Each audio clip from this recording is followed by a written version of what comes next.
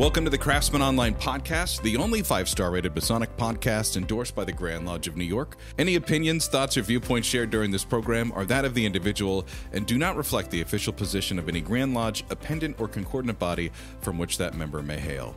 I'm your host, Brother Michael Arce, co-founder of CraftsmanOnline.com. I'm excited to get into this conversation because I have so many questions about the Scottish Rite, Northern Masonic Jurisdiction myself. As we know, the Scottish Rite is one of the main concordant bodies of Masonry, meaning that while it's not directly associated with Freemasonry, members are required to be a Master Mason to pursue the Scottish Rite degrees. We're fortunate to have the Sovereign Grand Commander of the Scottish Rite, illustrious Brother Peter Samiec, as our special guest as we explore the deeper teachings in the Scottish Rite and his experiences as the Sovereign Grand Commander of the Northern Masonic Jurisdiction.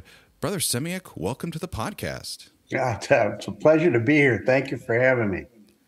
I have to say, a smile came off of my face when I learned, and we had a discussion before the recording, that you're a past master of St. Patrick's Lodge of Johnstown, which was just up the road from where I was raised at St. George's in Schenectady. Might not be a question you get asked a lot, but I'm just curious, what is your Masonic story? How and when did your journey into Freemasonry begin? It's funny that because, in fact, a bit prophetic maybe, in the last issue of the Northern Light magazine, that question was posed also, and I wrote an article called My Unintentional Journey, and it began in May of 1982, May 20th to be exact, when I was raised a Master Mason in St. Patrick's Lodge number 4.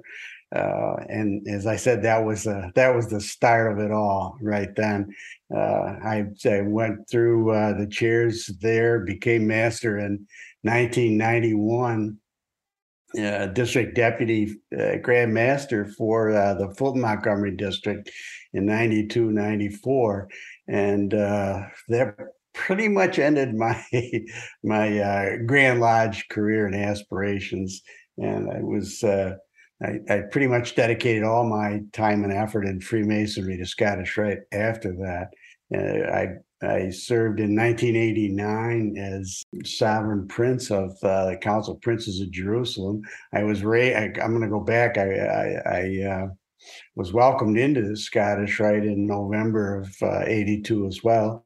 In 89, I was a Sovereign Prince. In 95, 97, I was Commander-in-Chief of the Valley. After that, I became an honorary member of Supreme Council in 1998 in Cincinnati. In 2003, was made an active member, elected an active member of Supreme Council in St. Louis. I've served as an active member for New York. I've served as deputy for New York in the Scottish Rite. I've served as Grand Lieutenant Commander under 2 Sovereign Grand Commanders, and as luck would have it, here I am. And how I got here is simple. It's simple enough. My predecessor decided that the check engine light came on, and he thought if he retired. So here I am, the unintentional Sovereign Grand Commander of the Scottish Rite, Northern Masonic Jurisdiction. An interesting stair step, because in a conversation that we had, we've talked about this before, and we're going to get into the Scottish Rite because there's a lot of questions about it. I know from new members, newly raised Master Masons, and those that are interested in coming into Freemasonry, they ask the question about, I've heard the 33rd degree is the highest degree you can get in Freemasonry. And what I find interesting, having the guy at the top here in the Northern Masonic Jurisdiction, and you are a 33rd degree, an honorary degree that's bestowed in the Scottish Rite, but you started in Blue Lodge first, and you went through the chairs, you went through the progression, and then moved into the Scottish Rite. Absolutely. I know as a Blue Lodge guy myself, we often encourage our newly raised brothers to slow down that jump to want to go find that new light and really get familiar with the basics of the symbolic lodge degrees before pursuing the additional light. Yeah, I couldn't have said it better myself. I firmly believe that you're a better Scottish Rite Mason if you have a solid foundation in craft masonry. You really need to immerse yourself in craft masonry first. I remember a few years back well, when I was deputy for New York, and a great bunch of kids in DMLA out in Utica. And they say, you know, Dad Samiec, what do I do next? And I said, I'll tell you what you do next. You join a Blue Lodge. You spend about a year or so minimum understanding the whys and wherefores of Freemasonry, and then make a decision where you want to go next. And I've stuck to that. I asked all of my deputies, reps, and ambassadors, and so on, not to force that issue, not reach down and raise a brother with one hand and put a petition for Scottish Rite in the other one. I'm sorry, as much as I like members, I'd like to have more members in Scottish Rite. I want good members, and I want them to be solid solid Blue Lodge or craft Masons first. I really appreciate hearing that. And that's also what I've detected just as, and I've shared with you a bad Scottish Rite Mason because I didn't complete all of the degrees, and we'll get to that in a little bit due to COVID. But I've always admired the Scottish Rite with how they present it, how it is presented as seeking and having that additional light that we're promised in our degrees in Blue Lodge, and creating, I would say, synergy between and extending the Masonic story and some of the values that we're taught in exploring those deeper meanings. But if you don't have a good foundation of it from your Blue Lodge, a lot of this, you're going to go to all of these degrees, almost be overwhelmed. There's a lot of energy and excitement. You get to be around a larger group of brothers who are also a little bit more concentrated in their Masonic journeys and focused on these conversations. But it'll be like sitting at a table where you don't understand the language that's being spoken. That's a great analogy, and it's true. As you said, you need that solid foundation first, because everything that we do, whether it's our values, our core values, or our degree system, everything is designed to build on and enhance the craft masonry degrees, and make you a better man and Mason, as we all profess to do. So, well, I feel like sometimes the simplest questions are often the ones that trip us up. And here's one is, how do you explain the Scottish Rite to new Master Masons and what it means to be a Scottish Rite Mason? I think basically what I do now, and it's a result of the benefits of modern media, is I would direct somebody to our website, ScottishRite.NMJ.org, and tell them to click on Journey On. And that will give them a pretty good idea of what Scottish Rite is all about. And those Masons that are pretty much committed to a deeper sense of purpose and so on, exploring the higher principles and teachings of the organization, and also the ideals of our craft. What we want to do is inspire people to continue their journey in Freemasonry, because that's what it is. It's just a continuation. It's just a matter of sharing brotherhood at a different level. That's the best I can say. You described it kind of like in an educational sense, or higher educational sense, like the university or college. I looked at it in like a sports sense, where, you play for your home lodge team. And if you get a chance and you're in like traveling sports or even in professional sports, you get named to be an all-star player, and you get to go play on the all-star with all the representatives from the other teams. That would be the other brothers from lodges. That's kind of what you experience when you go to either one of the concordant bodies, really, is you see these brothers that are a little bit more deeper in their connection to exploring Freemasonry. And that makes it exciting. It took me about 5 years as a Master Mason to finally make my way to the Scottish Rite, Northern Masonic Jurisdiction. At the time, I was still living in upstate New York. And like many Masons, here I am in 2020, during the height of the COVID-19 pandemic. I'm looking for any Masonic light I can get, benefited from being able to attend all these Zoom meetings and seeing speakers and attending lodges and other parts of the country or the world that I'd never be able to step foot into, but because of technology, got to do it. And finally, another brother and I talked about, hey, let's do the Scottish Rite, because they have all of these degrees and we'll be able to see most of them, or a good portion of them, virtually. And then we can kind of have like study sessions on the side. So speaking of the degrees, what is the ultimate message the Scottish Rite contributes to Freemasons at that level when it comes to seeking that additional light? Well, basically, we kind of rely on the teachings of our six core values, and how they make you a better person, a better Mason, and everything is based upon those six core values.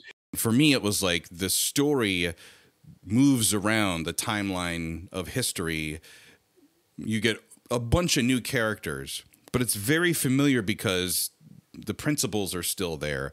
And that's what makes it interesting, where you could literally see, Hiram Abiff in one story, and then you jump to another story that comes from maybe the Old Testament. And then the next one, you're out west with cowboys, or you're in the Civil War. Well, the other one of my favorite degrees was the story of the three chaplains, the 23rd degree. Yeah, that's right. That was one of my favorite degrees too.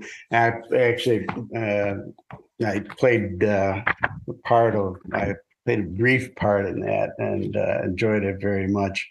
That's a very significant degree. And again, it's a modern era degree. And we've got 2 or 3 of those. And we're constantly, our ritual committee is constantly working on new degrees and new concepts. We reviewed a degree based on Harry Truman and his presidency, and went on the circumstances of the Alamo, and these pop up pretty regularly, and the ritual committee reviews them to see if there's any if there's any way we can incorporate them. But sometimes you get into some political correctness issues, and that really, in this day and age especially, that dominates the whole scene. For me, I went through, because St. George's has a chapter, so I went through a York Rite first, and did those degrees, and I'm like, okay, this was supposed to complete the 3rd degree, which it really didn't. It just tons more questions. Oh yeah. So a few years later, I was, and again, it wasn't something we would have the concordant body nights, and Brother David Barnes, yes. He would get up and talk about the Scottish Rite, and like his big, tall voice, when and I would be like, and you could join the valley here, and you could join the valley here. So he actually was my top line signer when I put in my petition. Yeah. And when I would stand outside, I would have greater conversations about the Scottish Rite in the parking lot. Mm-hmm. And that's what intrigued me, was like, oh, well, the degrees move around. And I'm like, wait a second, we're not following the Hirams. And well, it is, but it's the Hiram story through the lights of different people throughout history. I was like, oh man. And that was one of the things that, for me personally, I wish that I was able to have completed my Scottish Rite degrees to get the full, everything on the buffet, so to speak, instead of just select plates that I saw. It's not so much a timeline that the degrees follow, but it's more a kind of a review or reinforcement of those core values that I mentioned earlier. One of the main focuses of the Scottish Rite is always Masonic education. And I was really excited to see earlier this year, the Scottish Rite Northern Masonic Jurisdiction rolled out the Pathfinder Program, which is a great tool for Scottish Rite members to explore all of the facets of the multiple degrees and all of their teachings. I'll tell you, I'll be upfront. The Pathfinder Program, when it was first introduced to me, I knew it was a home run the minute I heard JB talk about it. And it's basically what it is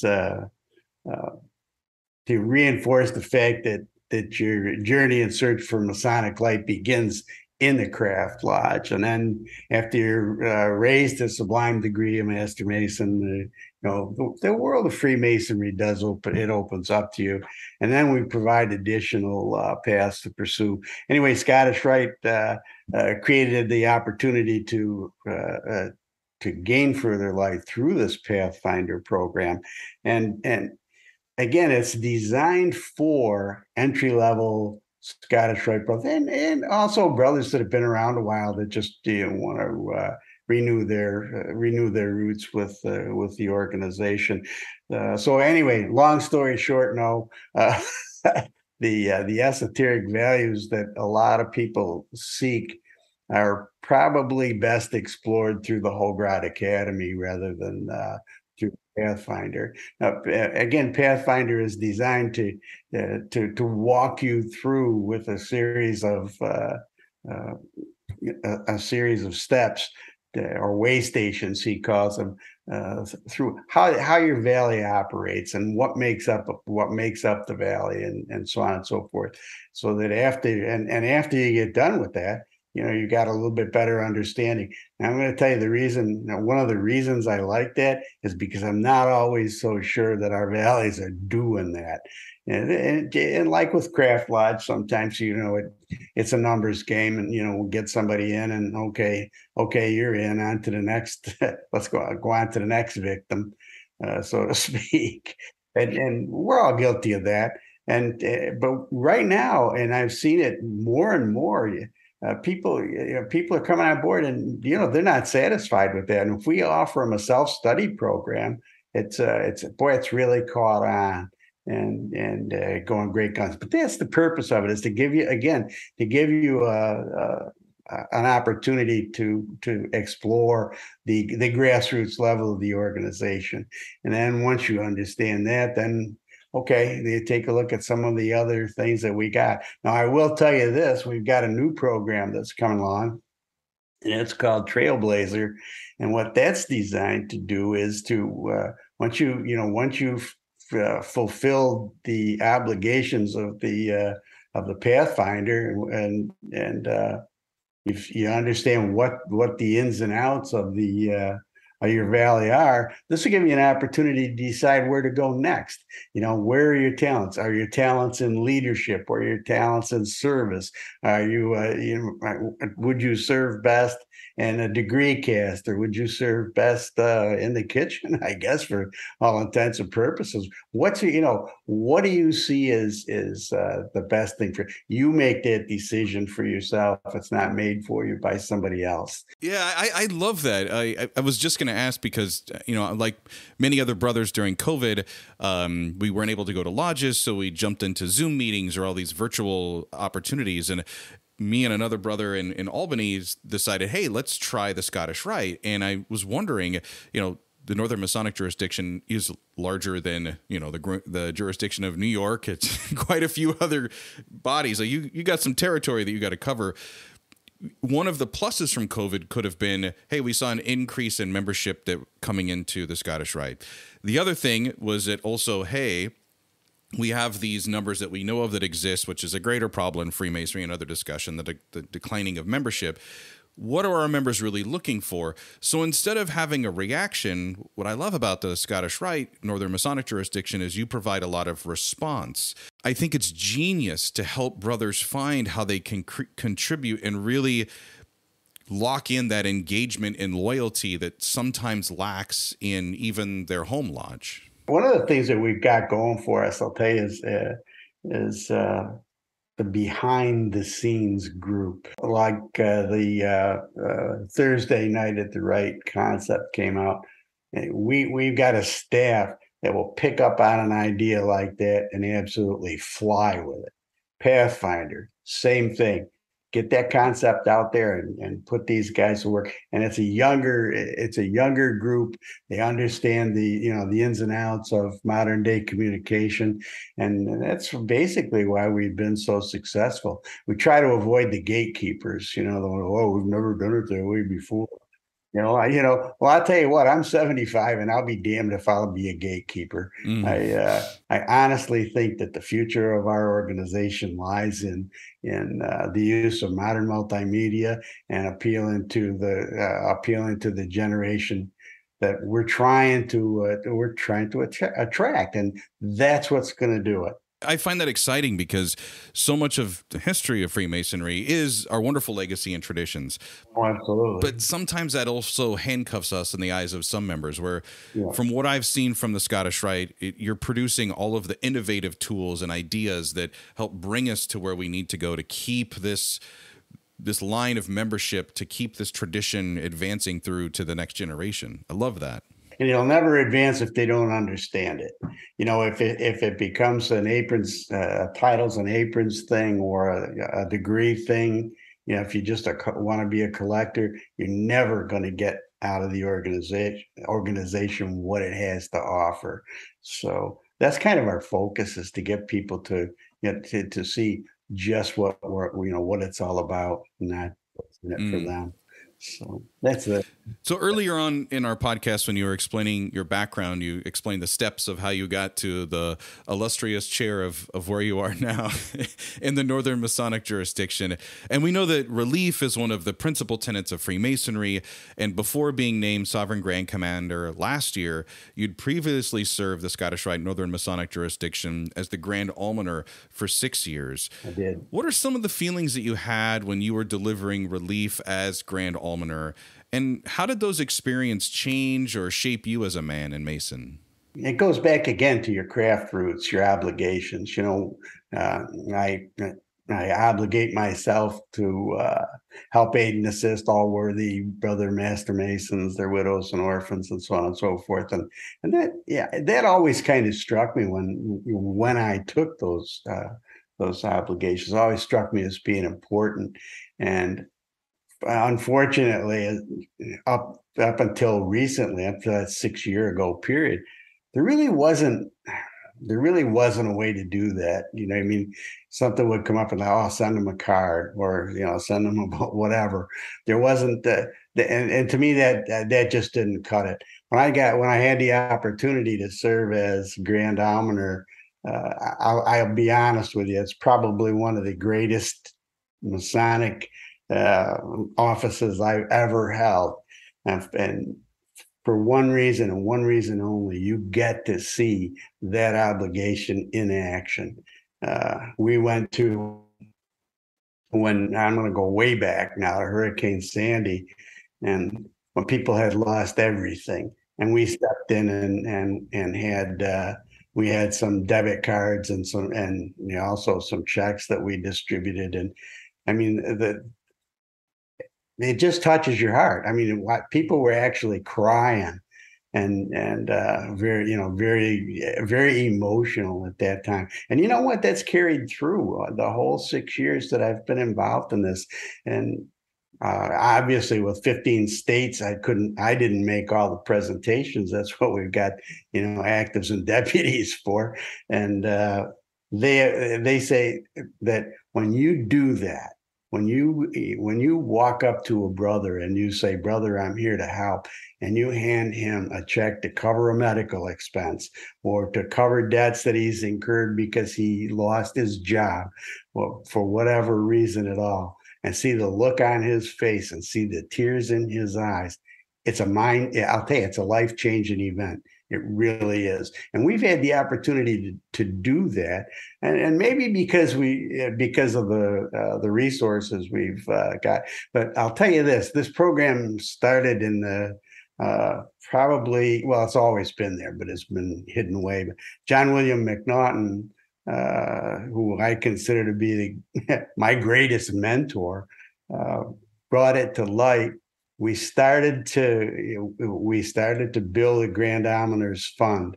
That fund continues to grow and grow and grow because of the results that we've produced with it, to the point where right now it's self-sustaining and we can do some real good for people. We've had opportunities to help people with mobility problems by either providing a van or providing updates to their cars so they can use it, any number of different things. But I mean, it absolutely grips your soul to do that and see the reaction that you get from people like that. It's phenomenal. I've often said, when I get done with this gig, I want to go back and be Grand Almoner again, because to me, that's what Freemasonry is all about. I'll be honest, this job really is administrative and managerial and sometimes judicial to a good extent. and you kind of get away from the roots of Freemasonry a little bit at this level. So I'm looking forward to getting back to that at some time. I don't feel like I have to warn you, because you've been in this game a lot longer than me. So when you say those words, they're going to happily bring you back into that role with open arms. And I would say the work that you did as Grand Almoner, as a New York Freemason and not a member of the Scottish Rite at the time, it would have been mentioned several times in my mother lodge or in other lodge visits, the importance of donating and giving. And it was more than just a Masonic charity or quote unquote obligation. It was a choice to give money to that and to hear the great work. And I'm glad you brought up the Superstorm Sandy relief, because that is significant, and it does talk to the Northern Masonic Jurisdiction and us all coming together as brothers for relief. I hope that we've done our job today and we got to share your story, and thank you so much for taking time with us. And, before I let you go, this has got to be the most important question that remains is, how does a brother who's listening, who has an interest in the Scottish Rite, what do you recommend them to do? What steps should they take to eventually find their way to join? Okay, again, I'm gonna resort to the miracles of modern technology, and rather than try to explain that myself, I'd say go directly to our website, ScottishRiteNMJ.org, and in the pull down menus, you're going to find a category that's entitled Journey On, and click on that. That'll tell you exactly how to do it. And gotcha. The best thing I can tell you to do is to reach out to that. Our folks do a fantastic job with that. And again, if that doesn't reach you, nothing's going to. It's a solid piece. One of the questions you had to hear that kind of interested me was, is a 33rd degree the highest degree in Masonry? And I'm going to tell you right now, it is not. Because number one, it's an honorary title bestowed on somebody that our leadership feels has provided some great benefit either to the craft or the organization. It's an invitational title, but you have to be elected to it. You can't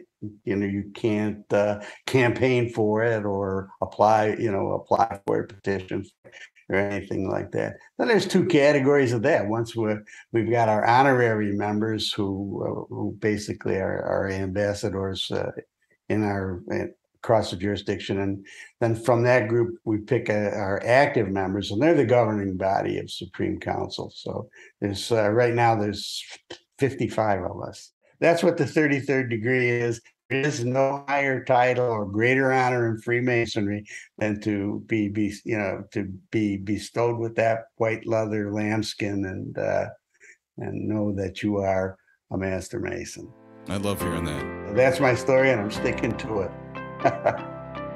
Well, illustrious brother, it's been a real privilege, and I'm respectful of your time this morning. Thank you so much for coming on and being a part of the Craftsman Online podcast. I tell you, it's an honor to be asked to do that. I hope I did it justice, and I hope we can talk again.